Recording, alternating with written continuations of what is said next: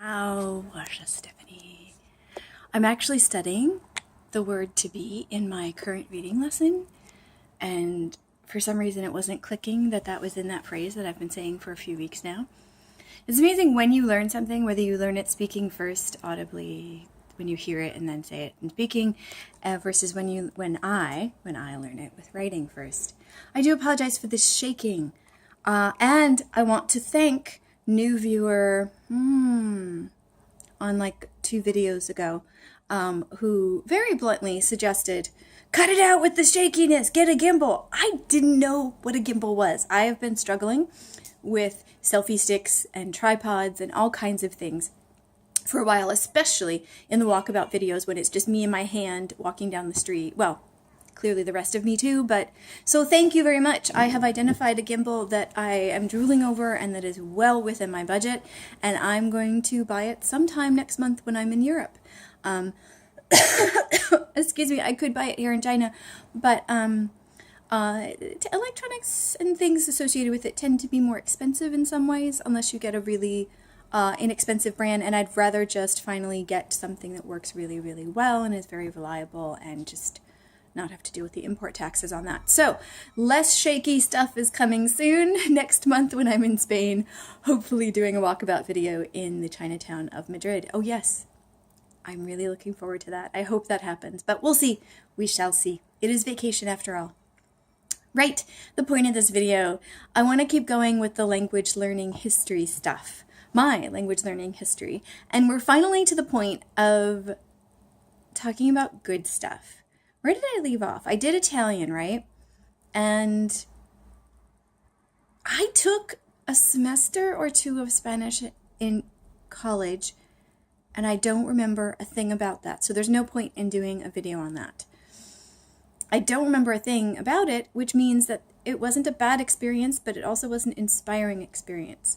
However, which is progress, if you've listened to any of the other videos about my language learning experience up to that point.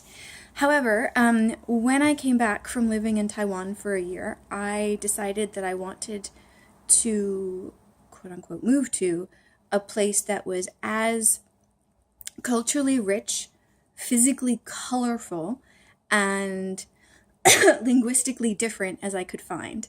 And at the time, Buenos Aires in Argentina was a really affordable place to live. Unfortunate for them because there were some currency issues, but I was a broke traveler, and actually I wasn't that broke. But anyway, I took advantage of a financial situation and I moved down to Buenos Aires. I thought I was going to live there a lot longer than I did, but the financial instability, of course it did, leaked over into my existence as well, and it made me very uncomfortable, and I ended up coming back after 4 or 5 months, I think. Anyway, that's just the context. So this was, I want to say 2005? Winter 2005, I think February or March or something. Okay, so I kind of that's where I fell in love with Spanish, which is ironic because the Italian language, as I've mentioned before, doesn't really have an auditory appeal to me at all. I don't know why. I grew up around it enough where it should have some sort of like home feel to me, and it doesn't really have an appeal at all. And the Spanish in Buenos Aires has an incredible Italian influence for historical reasons that I'm not going to go into. But it also, I don't know, there's something about it. Not so much just specifically Argentine Spanish, but Spanish in general just hit me over the head when I went down there. And I started to do a lot of things that language learners do, especially when they're living in a place with the language. And I started to listen to a lot of music from that place. I started to pick up newspapers I couldn't read and just kind of look at the language. There's the newspaper thing again. It's funny because I don't think I read a lot of news in my daily life, and yet I'm drawn to newspapers in other languages. Okay. Yeah.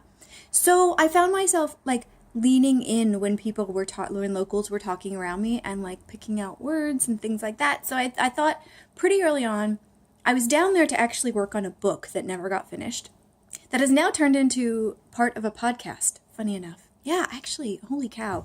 I'll put that down in the show notes. Shameless self-promotion time. My Over There podcast is loosely based on the blog that I was trying to turn into a book. Sometimes it's hard to let go of creations. Anyway, so I was down there working on a book, but I started to get intrigued by the language, so I decided to take some language classes. And I knew big language classes were not the thing for me, but I tried anyway to go to the university because it was very inexpensive, and I tried a big group class. Because I was more fluent than accurate, they put me in a level or two above where I was.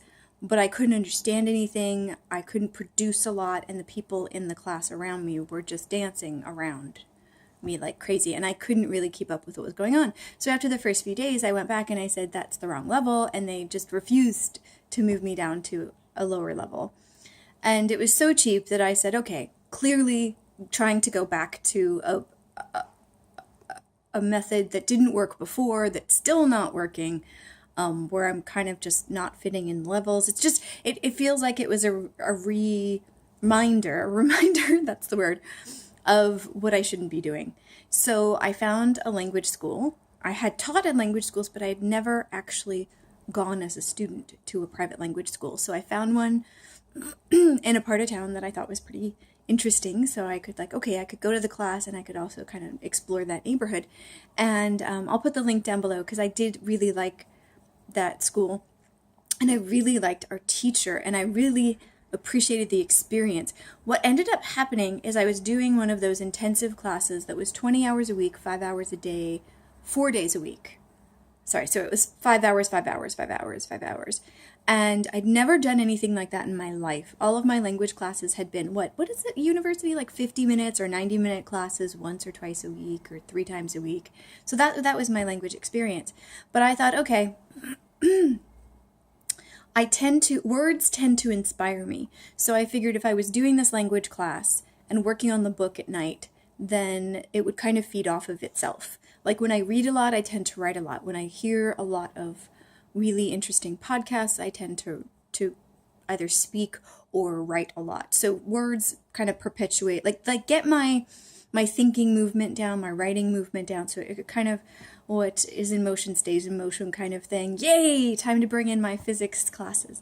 I have to use my bachelor's degree at least once a year to justify my student loans. Painful. Anyway, so I thought that would happen. And it did, actually, on a really big level. So let me talk about the class itself. So it was 5 hours a day.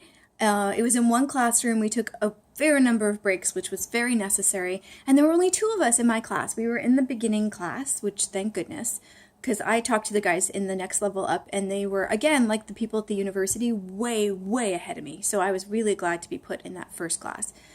Paula was our teacher, and she was just so incredibly sweet, and here's the important part, very, very patient. And she didn't have that condescending corrective thing that a lot of language teachers have. She just was really, really patient, and she would let a lot of stuff kind of slide, but kind of correct us at the same time. It was a really interesting balance that she did really, really well. She was super young, which at the time was awesome, because I had a lot of my language teachers, actually now that I'm thinking about this, a lot of my language teachers in high school and at university was considerably older, and I think they had kind of burnt out but not stopped teaching. And having experienced teacher burnout, I get this, but and it's hard to financially recover from that, because what are you supposed to do when you burn out, when you're in a low-paying job to begin with? Do you just stop working? Yeah, so anyway, so I was really excited that she was young and enthusiastic about teaching, and she was interesting, and she could answer our questions about what to do in the city too. And so she was just a really nice person. Like if I had met her anywhere outside of the classroom, I probably would have talked to her and thought, wow, okay, she's very interesting. Like that's a really nice thing to have in a language teacher, because then you want to be motivated to learn the language, to speak to them in the language that they're usually speaking. Anyway, she also strangely reminded me of a lot of my Italian relatives. She had the Italian look influence, and I think she said her grandfather was Italian or something. Anyway, so that was bizarre. Like, she looked more Italian than I did, and my parents are both Italian. So it was really funny. She had like the light hair, and she had the kind of smaller but distinct Italian features, and I just walking in all frizzy and whatever. Anyway, the point is, she was inspiring to communicate with. And then there was one other gentleman with me in the class. There were two students and Paula, the teacher. And and from the first day, and I hate having language names in the target language, but he was really, really funny and really good-natured British guy, massively into football. So a lot of his free time was either geeking out in restaurants with me, trying to figure out how to order in real life, or that was actually a really small part. We'd usually go right after class, but then he would go to football games and like come back with stories of what happened at the football games that he went to. And so he was just really excited to be there, which was really nice, because I was very excited to be in Buenos Aires too. So it was a nice positive experience. Anyway, so we got names out of one of the. Actually, I don't think we consciously chose it. In one of the dialogues that we read out loud in the first few days, there were like Argentine names in those, and so we just jokingly started calling each other those names. So it was much more organic and funny, because they were kind of traditional old people names than they were anything else. And I know you're wondering, what were those names? I don't remember. I seriously don't remember what they were. I want to say Martina, but I think Martina was my German name from high school. Which, is that even German? I don't know. I'm really, really blanking on what the name was. But it was funny, because we would just kind of go, hey, blah, blah, blah, wink, wink. Like, that's not your real name, but how fun is that? And so you can kind of already guess the playfulness. Like, we did do grammar exercises. We did have a book, and we wrote, the different inflections on the verb tenses and stuff like that. But we spent a lot of time talking in the language. We spent a lot of time looking at the language and asking questions about the language. And we did have because it was 5 hours a day, we did have a fair amount of material to go through, but it never felt rushed. I never felt like we had to skip over our questions. And I don't think she ever said, oh, let's talk about that later because we have to get through this. Like, there wasn't that. So it was really nice that the school had a plan on what you would cover, but there was enough breathing room to talk about organic questions that came up. So I want to give total props to the school for that. And I believe it was Ibero something language school. I'll put it down in the link below. So it was a really good experience. Because we were in Buenos Aires, though, and there was the Italian tinge on the language, and the speed of Spanish, especially in Buenos Aires, is just intense for a beginner.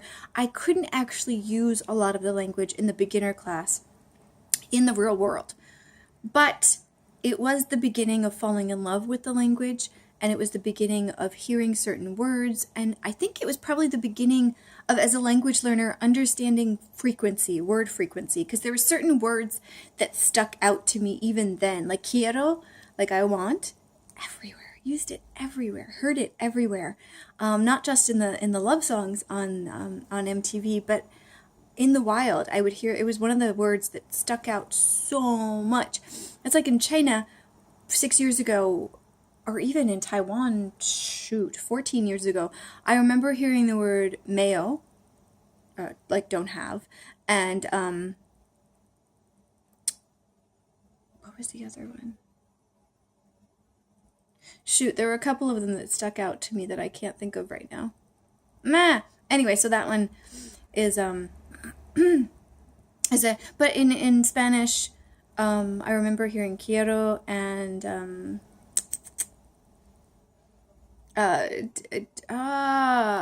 gusta, or the different forms that comes in, like I like something, that kind of things. No tango, like tango was a big one. I don't have, those kinds of things. And so I started to to, I guess it's the beginning of being more playful with learning a language, as I started to hear things and then look them up. And word frequency became really, really important. It felt like there was a very small amount of vocabulary that was used frequently. And actually, I think that's probably true for many languages, but I hadn't had the organic, playful experience from learning a language yet. I'd only had it partially on teaching it, partially. So it was kind of the beginning of falling in love with language learning, even though I went to the class. I think I stayed for about a month. It was super expensive, especially in comparison to everything else that was there, but it was 5 hours a day, 4 days a week, so it was really, really extensive. And we got through a lot of material, and I feel like the basis of a lot of my vocabulary in Spanish started there. And although I haven't progressed a ton since then, like I did a lot of work with verb tenses via Duolingo 2 years ago. So I got further in that. I got beyond present tense finally. And I don't know that I've saved that information, but I definitely, every time Spanish comes back around and it has the words I learned in that first month, I feel like I've retained that. I don't know how, because I don't use Spanish very much. I follow a couple of folks on Twitter, so I see the language a little bit daily, but I don't generally use it at all. And I still can't. I've never been able to understand complex sentences or rapid speech or anything like that, but there are certain words that have never left me from that experience.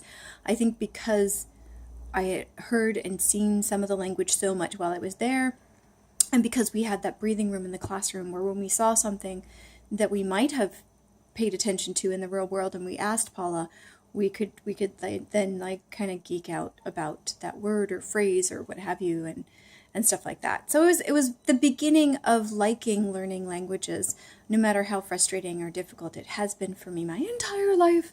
It was kind of the beginning of that turning around. And the funny thing is that I tried to write for years. I tried to write a lot of travel stuff. I tried to write this book that never quite turned into a book and things like that. And the only paid writing work I have ever had is when I did a review for this language school. Not just for this language school, but for Transitions Abroad, which is kind of like a where to volunteer or study or that kind of publication where they talk to different people who had done different experiences overseas. I wrote an article on where to study Spanish in Buenos Aires. And that was the only writing work I've ever gotten paid for in my life. It was $25, and I wanted to frame the check and hang it on the wall, but I was relatively broke when I got back from Argentina when I got the check, and I actually did need that money. So I cashed it. I still have a picture of the check, though, because it was the only paid writing work I've ever received in my life. I hope that's not true my entire life. I hope there's something that supersedes that later on. Although I've moved on from writing to more of speaking work, as you can clearly see, but it's still really, really funny to me that the only way I was ever paid for writing, the hours and hours and hours I spent writing different forms of things, and the only time I got paid for it was when it had to do with language learning. Yeah, interesting. Had never put that all together till right about now. Anyway, so this was the beginning of liking language learning and the beginning of seeing how different language in a textbook and a language in the real world, and learning something as a beginner and not being able to use it. So it was like an explosion of goodness and an explosion of frustration all at the same time. Because my roommates at that time, I rented this amazing apartment with like a marble staircase and stuff. It should not have been as cheap as it was, but because I was taking the classes and writing the book and not working, I ended up renting out a couple of the rooms there. And so my roommates were like fluent in Spanish. They were also like coming in and working and doing different things from outside of Argentina. They were coming into Buenos Aires, and anyway, and they were fluent, and they kept saying, "Oh, you don't talk to us in Spanish." And I'm like, "Guys, I have like 100 words under my belt. I I can't speak yet. I know you're supposed to just speak anyway, but speak how when you have like 3 sentences? I would just literally be walking around saying, I like this, I like that, I like that, and looking up what the thing is all the time. And it just was like, I really feel like, I know people say speak from the beginning, but how do you speak from the beginning? I've never quite understood that. You need a certain amount of vocabulary to be able to speak. And maybe folks are better at sentences than I am, but I'm not. So for me, speaking comes much later. When? I don't know. Stay tuned. We'll find out, because it will come. When I say I'm focusing on reading in this channel, and in this language goal that I currently have with Simplified Mandarin Chinese, I mean I'm focused on reading as a way to get to all of the ways to communicate with the language. And that's the longer phrase that I usually don't say, because for me, it's going to take me a lot of input with reading and a lot of practice with vocabulary to get to the point where it comes out of my mouth in any way that will change, that will be understandable. And having said that, I'm contemplating my first italki lesson this week or next week, although I do think I should probably wait till after vacation, but I don't know. But that would be, I don't know if they'd be comfortable with me asking questions about reading in what's supposed to be a speaking tutoring session. I don't know, we'll see. I already flagged a few folks that I think would be a good fit for me with my reading questions, and spacing issues with reading and stuff like that. But I really do feel like for me, I need to be comfortable with the vocabulary and have something to say before getting fluent in speaking. But I don't know the answer to that yet. And I certainly didn't then. Although speaking Spanish was a lot easier for me than speaking Chinese, I did speak a lot to people around me when I first met them, because the introductory phrases were a lot easier to say. Where are you from? Like where I was from, how old I was, what I was doing there, how long I had been there. Those were easier for me to answer in Spanish because those words were, for some reason, easier. And Spanish speakers, at least in Buenos Aires, were very, very comfortable with me messing up the language and still getting meaning across. I used time markers in Spanish way before I learned verb tenses. So, and nobody seemed to care. They were just like, oh, yeah, and they just continued on with the conversation. I don't find that is true with Chinese. I feel like what comes out of your mouth needs to be more accurate, and both in pinyin and in tones and in grammar than in Spanish. And I get that. It's a much more monocultural culture here, so there's a lot less exposure to messing up the language. At least there has been until recently. Anyway, and in general, I'm so visual. I need the reading. Anyway, so yeah, so that was the beginning of liking language learning. And so I wanted to share that with you. I'll put all the links to the place I went to in the language school I went to, and the article that I got paid for, and all that kind of stuff. The information in it, I'm sure, has changed as far as where to learn Spanish in Buenos Aires, so do take it with a grain of salt. And it was a very listy kind of thing, because it was an informational thing of what your options are in learning Spanish in Buenos Aires. So it's not really an indication of my writing style at all. But there you have it. I'm a published writer. All right, so that's it. I don't know if I'm going to do another one of these, because after that, my next language learning experience, I believe, was in Taiwan, and I feel like I've already talked about that quite a bit. I'll think about it, but I wanted to share this experience. This was the beginning of liking language learning, which is a nicer place to be. I hope within a certain amount of time, or as I progress in this channel, I start to actually be able to communicate in the language, not just consume and learn the language, but use it to actually talk in written or vocal form to other people, because that's pretty much the point for language learning, isn't it? To be able to talk to people and read things from other people and communicate in so many different forms. Okay, I'm at this point now rambling and justifying the channel, and that's just unnecessary in life. Anyway, thank you for watching, and please, please, please feel free to share your language learning stories below. I'd really like to know, when did you start liking language learning? It would help if I could say the actual sentence. But yeah, when did that happen for you? Did you always like learning languages, or was there a turnaround point for you? And what was that point? When did it happen? Why did it happen? Where did it happen? We're always interested in geographical joy, aren't we? I think we are. Anyway, thank you very much. Satyan.